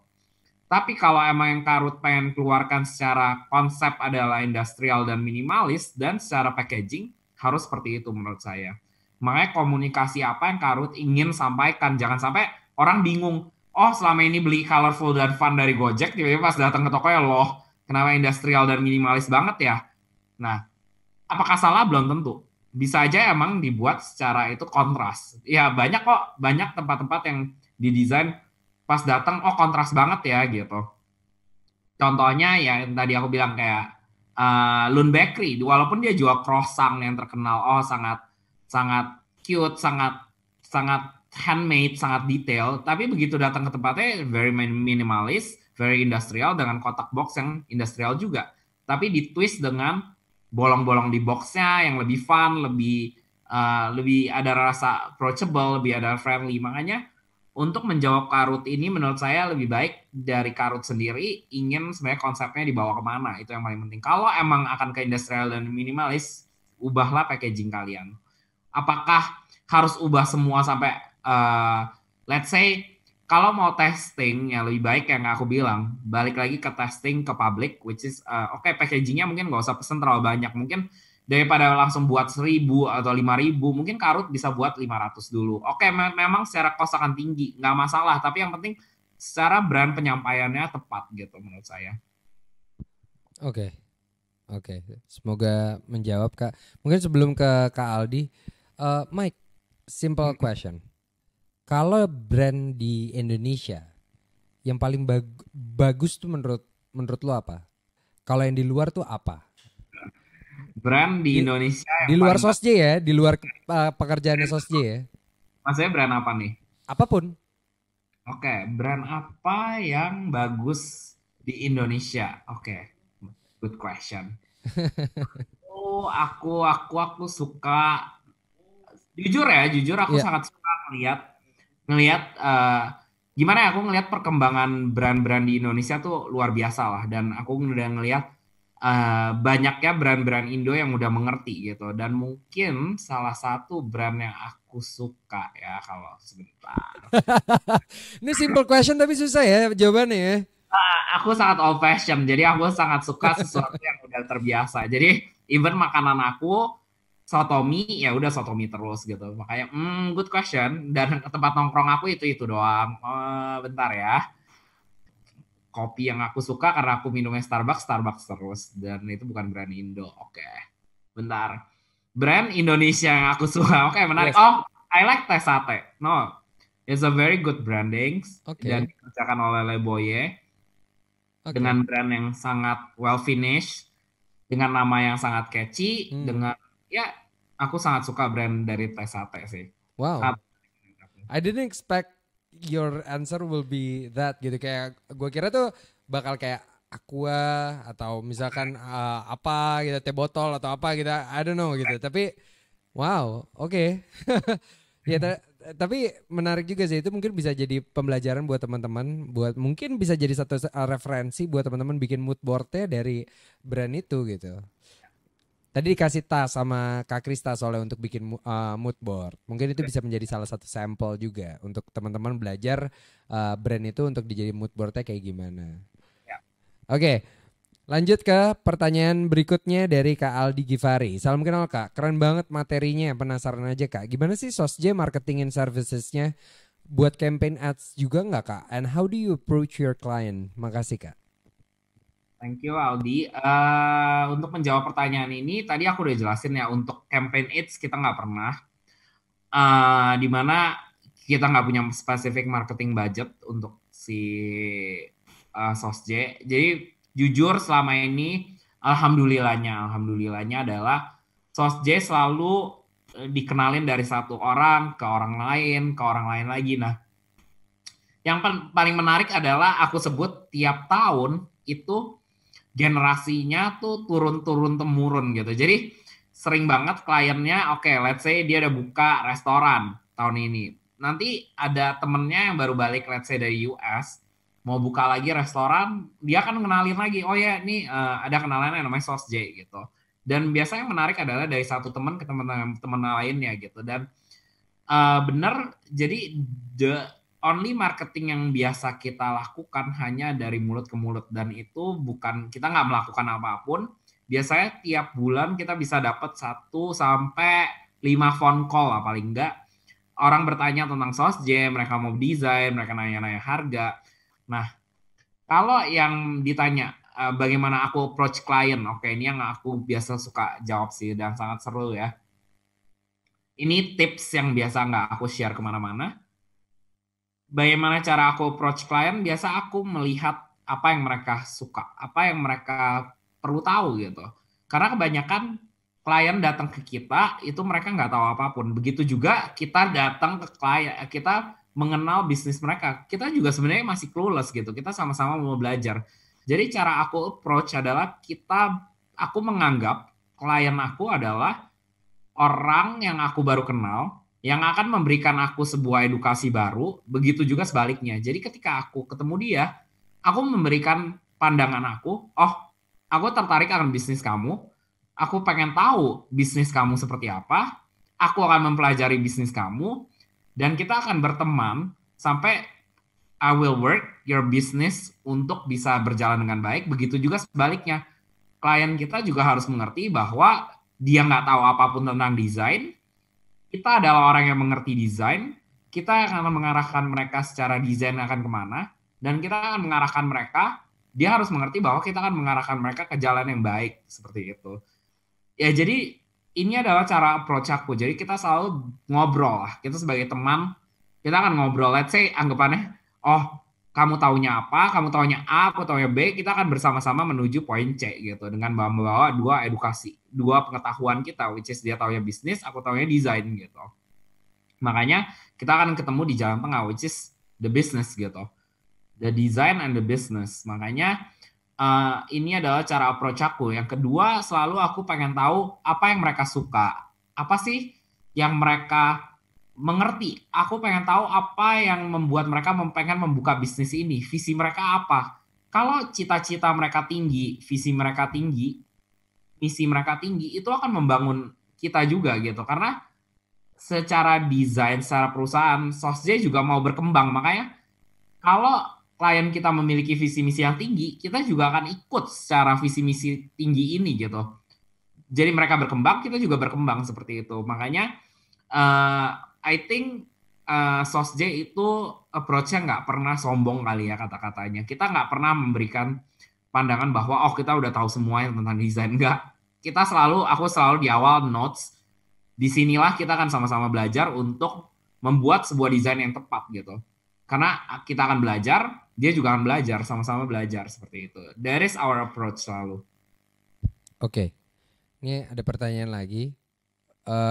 mungkin mau remind dikit ya ke teman-teman. Jadi ini sebenarnya waktu kita sampai 8.30 sebenarnya. Tapi kalau misalkan teman-teman udah tidak ada pertanyaan lebih lanjut, pasti akan kita akhirin sampai sesi Q&A ini udah selesai. Karena sesi ini adalah sesi Q&A. Jadi kalau teman-teman ingin bertanya, silakan bertanya. Karena ini kesempatannya gitu kok. Daripada masih ada sisa waktu tapi tidak dimanfaatkan.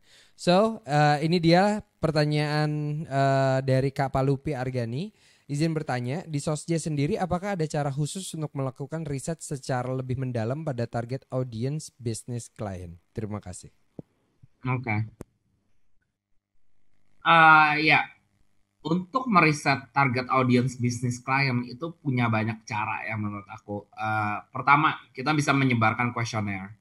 Itu cara yang pernah kita lakukan ketika mau bikin desain mall.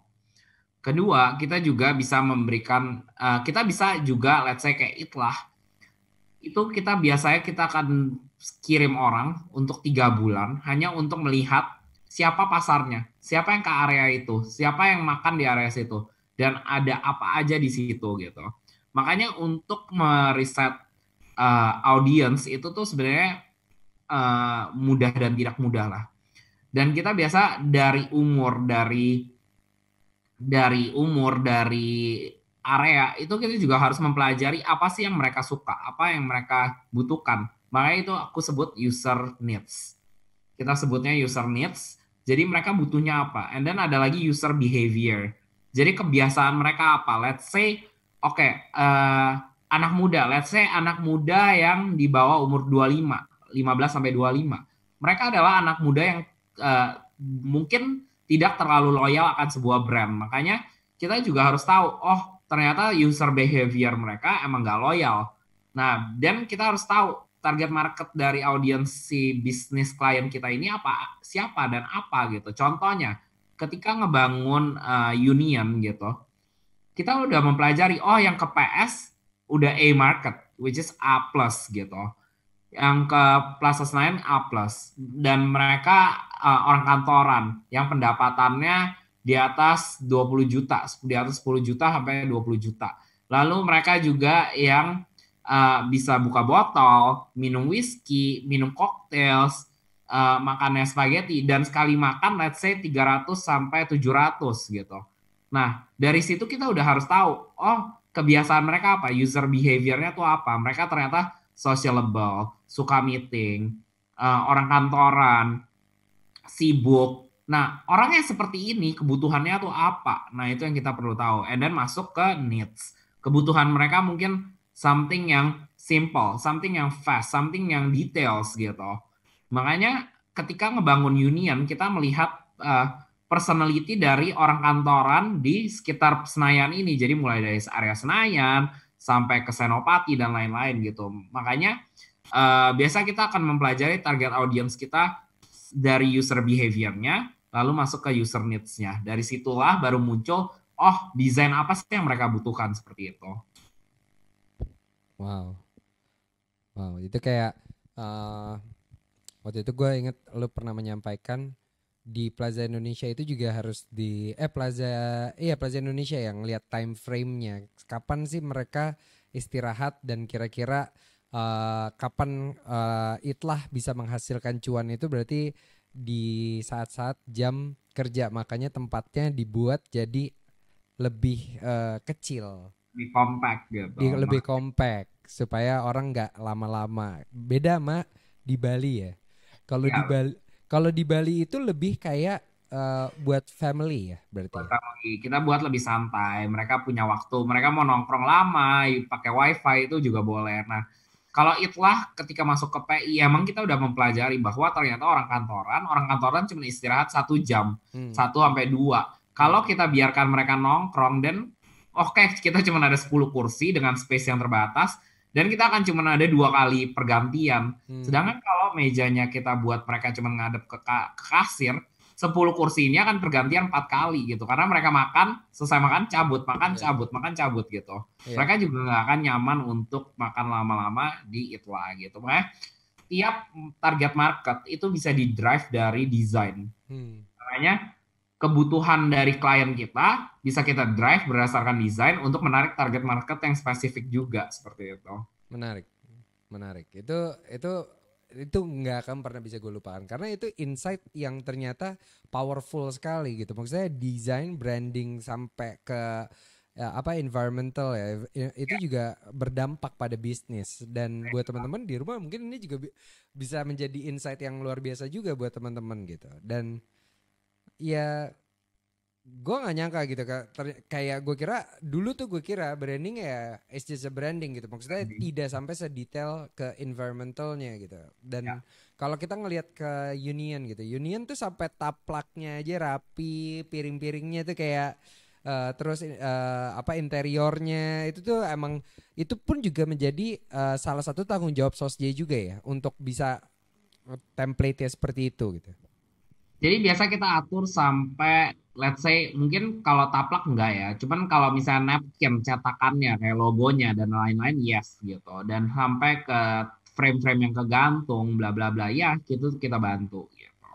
Makanya biasanya environmental design itu emang detail sampai apapun yang ada di sekitar dia lah sebenarnya. Dan itu biasa kita ngobrol bersama arsiteknya dan interiornya. Jadi itu biasa hasil kerjasama bersama aku percaya. Oke. Menarik. Nih ada pertanyaan tapi ini mungkin Kak Umi bisa lebih clear ya dari pertanyaan. Nggak tahu ya, mungkin lo bisa lebih nangkep Mike. Ini ada pertanyaan dari Kak Umi Hanifah. Dia nanya, Kak mau nanya branding itu apa hanya branding usaha aja? Karena saya pernah belajar city branding juga. Oke. Oke. Mungkin aku kurang jelas mengenai city branding kali ya. Hmm. Karena tadi sebenarnya udah disampaikan ya di awal. Ya, kalau yang di sesi aku ini kebetulan kita lagi ngebahas branding and business. Cuman ya of course branding nggak hanya di bisnis lah ya. Branding ada di semua yang kita. Branding itu menurut aku kayak sebuah muka kali ya, sebuah face gitu. Jadi makanya apapun yang kita pakai, apapun yang kita gunakan, semua itu ada logo, ada branding, ada logo, dimanapun ada logo, ada merek gitu. Bahkan tisu, bahkan sendal, bahkan celana dalam, sampai kacamata, itu semua ada logo menurut saya. Makanya branding itu semua yang nempel dan ada di sekitar kita. Nah, aku perlu tahu city branding. Mungkin aku harus belajar dari kakak city branding ini apa gitu. Mungkin kayak city branding tuh berarti buat perkotaan kali ya Kak Umi ya. City branding kota. Oke, wow. Oke, menarik. Hmm. Oke, mungkin saya harus belajar tentang city branding kali ya. Oke. Kemudian ini dari Kak Indah ada pertanyaan lagi dari Kak Indah Andriani. Kak, kebanyakan klien itu datang apakah mereka sudah tahu nama brand yang ingin mereka pakai? Itu udah tahu atau belum tahu sama sekali? Terus apakah nama brand itu baiknya dibuat sependek mungkin atau gimana ya? Ya, good question. Klien datang ke kita ada yang udah tahu namanya, ada yang belum tahu namanya, dan ada klien yang datang ke kita dengan nama yang kurang baik. Nah, biasanya kalau datang dengan nama yang kurang baik, kita akan bilang, oke, kita akan ubah namanya, dan kita biasa ngobrol. Nah, yang paling susah dari mencari sebuah nama adalah lebih susah dari mencari pacar, percaya sama saya. Susahnya susah banget gitu. Karena nama ini adalah nama perusahaan kalian, nama bisnis kalian itu akan menjadi nama. Oke, kalian bangun bisnis kan nggak untuk 1-2 tahun ya, nggak kayak pacaran gitu. Lu putus 1-2 tahun gampang gitu. Cuman kalau misalnya bisnis, kita berharap bisnis itu bisa lebih dari 5 tahun, lebih dari 10 tahun. Makanya nama sebuah bisnis itu sebaiknya benar-benar dipikirkan dengan baik dan tepat. Kenapa? Karena bisnis ini harus panjang, betul kan? Cita-citanya pengen bangun bisnis untuk yang panjang gitu. Begitu juga klien kita dan kita juga gitu. Makanya pencarian nama ini emang sangat kompleks dan nggak ada formulasi yang khusus. Nah, cuma biasanya kita mencari nama berdasarkan kata sifatnya, kata kuncinya, mulai dari bendanya, mulai dari sifatnya. Terus contohnya kayak Itlah gitu. Itlah itu nama yang keluar setelah 300 nama. Dan itu adalah penggabungan dari It dan Lah. Lah ini adalah kayak karakter dari orang Singapura. Mereka ngajak orang bikin Lah. Tapi sebenarnya kalau ditanya apakah budaya Indonesia juga menggunakan kata lah, ya dari dulu kita juga pakai lah tanpa orang Singapura gunain duluan, kita juga udah pakai gitu. Ayolah kemana gitu. Lah ini sesuatu yang very normal. Makanya ketika kita ngebawa itlah, kita melihat pencampuran dari dua budaya ternyata. Dan struktur dari 6 huruf, 5 huruf, 4 huruf itu biasa sangat sangat baik untuk menjadi sebuah nama. Atau dua kata gitu. Biasa sesuatu yang ada tengahnya itu juga sangat baik. Let's say union, I di tengah gitu. Makanya biasa kita akan mencari nama yang secara struktur baik, secara struktur juga tepat gitu. Makanya untuk ditanya apakah ada formulasinya dibuat sependek mungkin atau gimana, sebenarnya nggak ada formulasi khusus, tapi buat Kak Indah, ketika mau mencari sebuah nama untuk klien ataupun bisnis Kak Indah, lebih baik keluarkan nama yang sebanyak-banyaknya.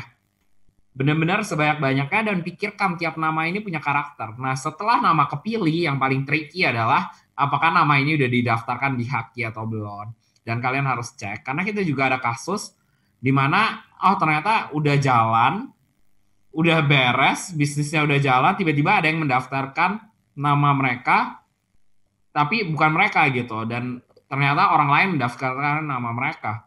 Dan itu cuma karena kebobolan dari Haki gitu. Kebayang kan? Jadi mereka terlambat mendaftarkan, mereka lupa, akhirnya kebobolan. Nah, this kind of thing yang akan menjadi masalah. Makanya ketika teman-teman udah dapat nama, pastikan ada plan A, plan B, plan C gitu. Let's say udah 100 nama, dipilih 5 nama. 5 nama ini harus dipecah lagi. Dicek dulu di Haki. Oke, yang kepilih tinggal 2. Nah, dari 2 ini dibandingkan lagi yang mana yang paling baik. Seperti itu. Oke. Jadi ingat dulu komposisi 4 huruf, 5 huruf, dan 6 huruf biar bisa ditarik garis tengah ya. Ya, seperti itu. Biasanya nggak ada spesifik, tapi kita biasa prefer 4 huruf, 5 huruf, 6 huruf, atau 2 kata, seperti itu. Oke. Menarik. Ini ada dari Kak Aldi Givari, katanya makasih udah jawab. Anyway, aku lagi bangun creative agency. Mau dong dikasih advice agar bisa survive. Ya, tips and tricks dari aku ya. Yang pertama adalah creative agency. Ya kamu pilih sebuah bisnis yang paling aku bisa bilang paling susah. Itu yang pertama. Tapi nggak ada yang nggak mungkin. Kayak aku bilang, susah iya, tapi bukan nggak mungkin gitu. I think setelah kita menjalankan 11 tahun, yang selalu aku melihat tiap hari kayak aku belajar sesuatu yang baru adalah SOSJ gitu. Oke, di bisnis yang lainnya aku belajar, tapi kita melihat sesuatu yang udah tersistem, betul kan? Sedangkan kalau di SOSJ, aku belajar bisnis baru sebenarnya seperti itu. Makanya mungkin yang pertama adalah selalu harus punya rasa ingin belajar, pengen tahu bisnis itu seperti apa, bisnis orang. Karena kita bikin creative agency itu bukan cuma bikin desain yang baik, enggak. Kita membuat bisnis yang baik untuk masyarakat nikmati, seperti itu. Kita menyelesaikan problem masyarakat yang belum memiliki jawaban untuk sebuah desain yang baik akan sebuah bisnis, seperti itu. Itu yang pertama. Makanya harus memiliki rasa curiosity, aku sebutnya. Rasa ingin tahu, rasa selalu pengen belajar. Yang kedua, jangan mudah menyerah. Jadi, percaya sama aku, 1 tahun pertama itu nggak akan mudah. Tidak mudah, tapi bisa dilewati gitu. Dan di era, yang paling menarik, di era COVID ini, aku nggak bilang aku happy ada COVID, of course, tapi di era COVID ini, agency design itu malah dibutuhkan gitu. Orang berlomba-lomba untuk membangun bisnis, orang berlomba-lomba ingin membangun produk. Karena mereka dipecat dari sebuah perusahaan, lalu mereka pengen bangun sebuah bisnis, biasa seperti itu. Dan orang tahu bahwa untuk ketika di era yang tidak menentu, mereka sadar kalau mereka nggak akan survive hanya dengan satu penghasilan gitu. Makanya mereka mulai bereksplor. Banyak orang yang eksplor untuk membuka bisnis kecil-kecilan. Let's say kita lihatlah pas awal COVID, semua teman kita banyak banget yang jualan makanan tiba-tiba. Ada yang jual makanan, ada yang jual minuman, ada yang jual produk, ada yang jual produk rumah, ada yang jual lilin, ada yang jual. Bayangkan di saat terdesak, orang akan selalu berusaha. Itu yang paling menarik. Makanya di era tidak menentu ini, design agency itu sangat dibutuhkan. Orang berlomba-lomba untuk membuat bisnis, orang berlomba-lomba untuk membuat produk. Makanya disinilah kita punya kesempatan seperti itu. Ketiga, menurut aku nggak ada kata nggak mungkin gitu. Yang nggak mungkin cuma satu, menurut aku jilat sikut sendiri. Jadi selain itu segala sesuatu itu possible. We have all the technology, we have di era yang sekarang itu lebih enak lagi. Mau nyari font mudah, mau bikin edit apapun mudah, mau nyari referensi mudah gitu. Makanya eh, kita di bidang yang paling dimudahkan dalam banyak hal menurut saya. Tapi yang paling susah bener mencari klien. Selalu problem yang paling besar di agency itu adalah gimana mencari klien. Mencari klien itu bukan hal yang mudah menurut saya. Mencari klien itu selalu tugas kita yang kayak tadi balik aku bilang, kita adalah the products. Kita adalah pencitra dari bagaimana kita pengen memperlihatkan perusahaan kita seperti apa sih. Makanya bangunlah portfolio yang baik Kak Aldi gitu. Bangunlah portfolio yang kamu bisa banggakan. Pilihlah sebuah nama. Cobalah mulai dari membrandingkan perusahaan kamu dulu gitu. Ketika kalian membrandingkan perusahaan kalian dengan baik, orang bisa melihat value-nya dan itu kan mudah untuk membangun portfolio seperti itu. Dan tahapannya akan selalu berulang-ulang seperti itu.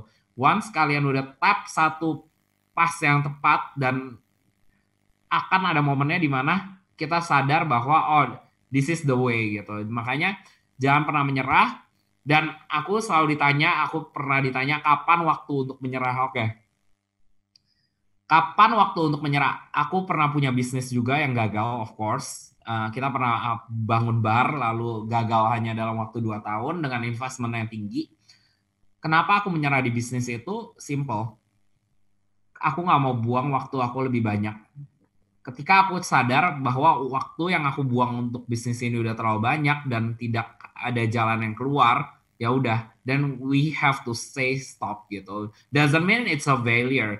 Karena menurut aku there is no failure, it's just kayak always learning. Karena setiap orang akan belajar, betul kan? Tapi memang apapun yang dilihat dari sosial media, apa yang diberitakan di website dan lain-lain, of course nggak ada yang ngasih lihat jeleknya, nggak ada yang ngasih lihat perjuangannya gitu. Kenapa? Karena orang nggak akan ngasih lihat di sosial media perjuangannya. Aku juga nggak pernah ngepost itlah kita bertiga partner aku potong ayam, aku jadi kasir gitu. Kenapa? Karena saat itu kita even nggak ada waktu untuk ngepost gitu.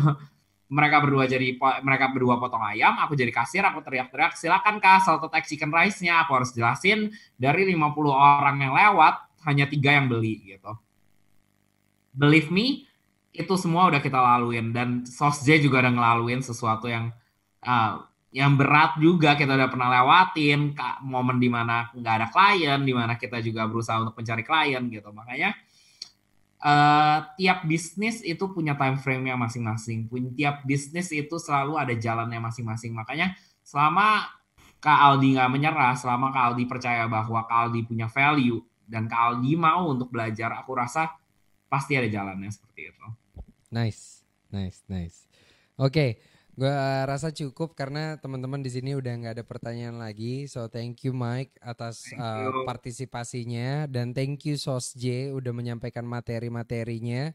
Kebuat teman-teman apabila ada pertanyaan mungkin bisa di lain kesempatan atau mungkin bisa di grup WhatsApp nanti ya, karena dari kita pun juga kita akan nge-invite Kak Krista untuk masuk ke dalam grup WhatsApp ini dan semoga materi hari ini dapat berguna. Oke Mike, closing statement dari lo Mike. Oke, closing statement dari gua always believe me, sharing is caring dan semoga malam ini yang aku Kak Monik dan Krista share bisa membantu kalian. Kenapa kita ikut join di acara ini? I think makin kita sadar bahwa orang Indonesia tuh harus saling support kali ya. Dan di era paling susah seperti sekarang gitu, yang kita butuhkan itu udah bukan competition gitu. Dan stop lah ngomongin competition, ngomongin kompetitor. It's not even healthy menurut aku. Kenapa? Karena di Indonesia itu kayak satu loyang cake yang besar. Anggapannya kita punya satu cake yang besar, 240 juta penduduk. Semua orang bisa, ada yang ngambil krimnya, ada yang bisa ngambil stroberinya, mungkin aku bisa ngambil bahkan foilnya doang juga nggak masalah. Kebayangan, jadi we have to stop saying about competition, but we have to start ngomongin collaboration. Makanya untuk teman-teman yang lagi berjuang, kalau kalian bingung, believe me, cobalah cari kolaborasi. Siapa sih? Misalnya, oke, di awal aku juga bingung siapa yang bisa aku ajak gitu. Oke, aku jago ngomong, jago ketemu orang, cuman aku mungkin secara desain ya oke lah gitu. Nah, tapi aku butuh Monik dan Krista dan Michi gitu untuk ngebangun sebuah perusahaan ini. Makanya, believe me, uang itu bisa dicari, tapi kolaborasi akan memudahkan kita untuk menuju kesuksesan. Jadi kalau kalian mau maju lebih cepat, mau maju lebih uh, melesat lebih cepat, menurut aku selalu pikirkan kolaborasi, kerjasama lah. Dan kita sesama orang Indonesia itu harus stop talking about competition. Kita jangan mau kayak zaman menjajahan dulu, sesama saudara lu disuruh perang gitu. Disinilah momen kita sesama brand Indonesia tepatnya, kita harus saling support. Dan aku berharap di hari ini kita share ini adalah tujuannya juga untuk kita belajar juga dari kalian dan semoga kalian bisa belajar banyak dari kita. Amin. Thank you Mike, thank you banget sekali lagi udah bantu sharing buat teman-teman yang ada di rumah. Sehat selalu Mike, sukses dan bahagia selalu. Thank you sekali lagi ya Mike. Thank you semuanya. Oke, bye-bye Mike. Bye Ki. Bye. Oke teman-teman, itu dia sesi terakhir buat hari ini.